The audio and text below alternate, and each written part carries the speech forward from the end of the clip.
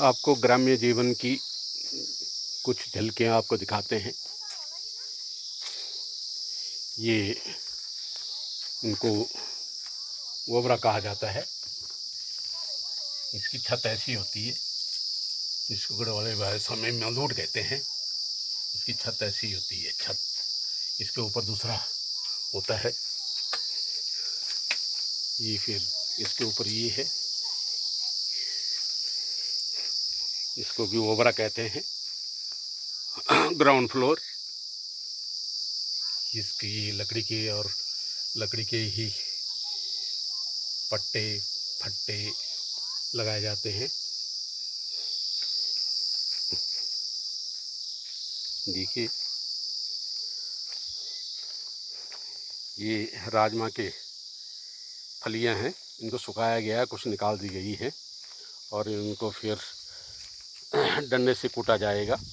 ये अभी सुखाने के लिए रखी हैं। जब सूख जाएंगी तो कुछ अपने आप निकल जाती हैं, धूप से फटक जाती हैं, छटक जाती हैं, और नहीं तो फिर ये डंडा रखा है, इस डंडे से जो है इसको कूटा जाएगा। फिर इसको छांगा जाएगा और फिर इसे ये मिर्च है, मिर्च जिस समय ज़रूरत होती है हरी मिर्च की, हरी सब्जी के साथ या दाल के साथ इसका टेस्ट लिया जाता है। ये गोबर रखा हुआ है, गोबर। ये गोबर जो है ये खेतों में डाला जाएगा हल जोतने से पहले, जुताई से पहले। खेत खाली हो रहे हैं, उसके बाद ये भी ओबरा है। इसकी छत देख लीजिए, ये नीचे देखिए, ये नीचे पत्थर पुत्थर बिछाए होते हैं। ये जानवरों के लिए पानी के बर्तन रखे हैं। पानी की समस्या रहता है, पानी इकट्ठा करके रहते हैं पानी पिलाने के लिए। ये घर है, यहाँ के वासिंदे गांव जा रखे हैं। ये देखिए साहब, ये बैल हैं। ये बैल आपने बहुत दिनों के बाद बैल देखे हुए हैं कि नहीं देखे हैं। ये बैलों की जोड़ी है, बैलों की जोड़ी है, दोना है।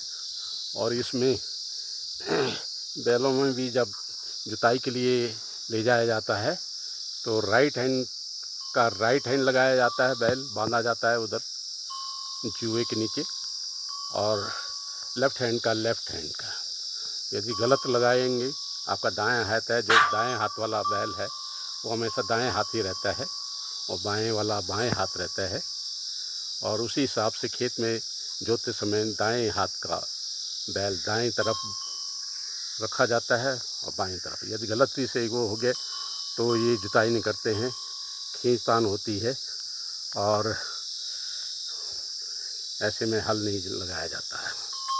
इनका भी अपना अपना वो है। अब गांव में बैल कोई रख नहीं रहा है। अब जो भी रखते हैं गाय रखते हैं, परंतु मेरा उनसे ये है कि एक बैल अवश्य रखें। एक बैल ये रखें या किसी दूसरा का भी, गाय एक रखी है तो एक बैल दूसरा रखें, और कंबाइन काम हो जाएगा। खेतों का कंबाइन एक साथ काम होगा आपका। एक बैल कोई रखे, एक ही जगह जो नज़दीक हो, तो एक बैल, दो बैल एक साथ पालने बड़ा कठिन होता है, बड़ा मुश्किल होता है आज की परिस्थिति में। हाँ, एक गाय और एक बैल कोई रखे और एक गाय पड़ोस वाला रखे या कोई और जो गाय रखता हो वो रखे, तो उनका भी खेत बैलों से जुट जाएगा। बैल रखने से फ़ायदे ही और गाय रखने से कि सबसे पहले है कि गोबर जो है, गोबर इन्हीं से होता है। घास खाते हैं, ये खाते हैं, गोबर करते हैं, और घास में मूत्र से जो वो नाइट्रेट वगैरह होती है, और इससे दो फायदे हैं। अब तो मशीनें आ गई, तो मशीनों का तो गोबर तो नहीं कर सकती मशीनों गोबर तो जानवर ही करेगा, गाय बैल भैंस बकरी जो भी है जानवर। और मशीनें तो बस, अब जो खेत जुताई करोगे तो गोबर कहाँ से लाओगे। इसलिए रखें गाय के साथ एक बैल, या सामर्थ्य है तो 2 बैल अवश्य रखें। गोबर होगा आपका, खूब गोबर होगा आपका, खेतों की गोबर की पूर्ति इनसे पूरी हो जाएगी। अन्यथा आपका फसल जो है बिना गोबर के तो कोई होता नहीं। खाद तो चाहिए ही ना, खेतों के लिए, पौधों के लिए पोषण तो चाहिए, और पोषण किससे प्राप्त होता है? गोबर से।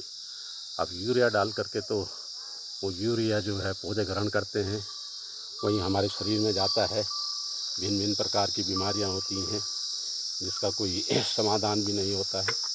इसलिए इधर को भाई, अरे मुझे मत मार यार, मैं तो तेरा कुछ नहीं करता हूँ, तो मैं तो फूं फूं क्यों करता है?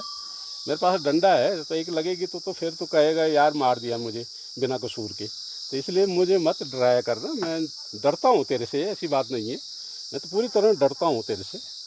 तो ये मत सोचा कर, मैं कुछ नहीं करता तेरा, मारना मत मुझे, ठीक है? ये पिरुल है, पिरुल, पिल्टू, ये चीड़ की पत्तियाँ कहा जा सकता है इनको, चीड़ से निकलती है। ये इसलिए रखा हुआ कि जानवरों के नीचे डाला जाता है इसे। इसमें ठीक तो है, एक डनलप का काम करती हैं, बिछाया जाता है नीचे, गद्दे का काम करती हैं, क्योंकि पहाड़ों में ज़मीन ऊपर नीचे उथल पुथल होती है, तो इससे वो पाट दी जाती है, बराबर हो जाता है, और जानवर को भी आराम मिलता है। ये गेंदा के फूल हैं, गेंदा, ये फूल ऐसा है, ये सब जगह चढ़ता है, मंदिर में, मस्जिद में, गुरुद्वारे में, शहीदों पे, नेताओं के गलों में, स्वागत के लिए, स्वागत के लिए ये हमेशा खिला रहता है, हमेशा खुश रहता है, प्रसन्न रहता है, और दूसरों जो देखता है वो भी इनको देख के प्रसन्न होता है। मैं भी इनको देख के प्रसन्न हूँ, और आप भी प्रसन्न रहिए, सुखी रहिए, स्वस्थ रहिए।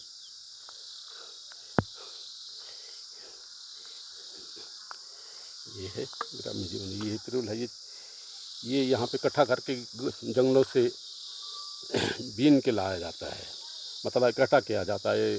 अंधाधुंध ये चीड़ का जंगल आपको दिखाई दे रहा होगा, चीड़ का जंगल, इन्हीं से ये पत्तियाँ जब झड़ती हैं पतझड़ में तो ये नीचे गिरती हैं, और ये जंगल में आग का काम बड़ी तेज़ी से करती हैं, इसमें बहुत जल्दी आग लगते हैं। हम लोग, ग्रामीण लोग, इसको चूल्हा जगाने के लिए इसका प्रयोग करते हैं, क्योंकि लकड़ी में आग तभी पकड़ती जब इसको डाला जाता सूखा हुआ पिल्टू, तो तभी ये जलती है। ये चीड़ का जंगल है, मंद मंद हवा चल रही है, ऐसी हवा मैंने कभी शहरों में नहीं देखी, जो हवा ये देखी, आप पत्ते देख रहे होंगे, हिलोरे मार रहे हैं, पत्ते भी झूम रहे हैं।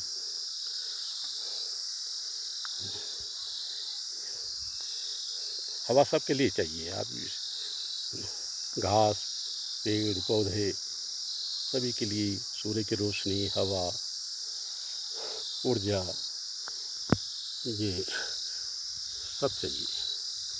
ये अखरोट का पेड़ है, ये हमारे भाई साहब जी का घर था, न रहने के कारण ये खंडर हो गया है। रहने क्या, वो आते भी नहीं हैं, आते नहीं तो ऐसा ही तो होना है, सबका ऐसा होता है, सबके हो गए हैं।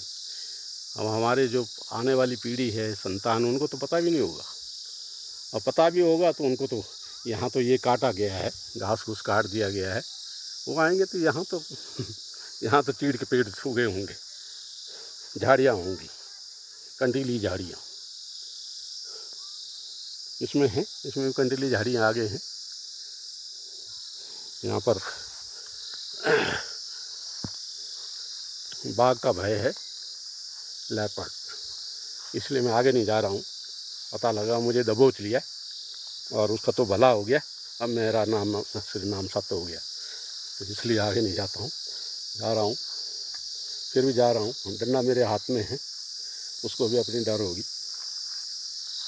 बस इतना ही है। जय राम जी की।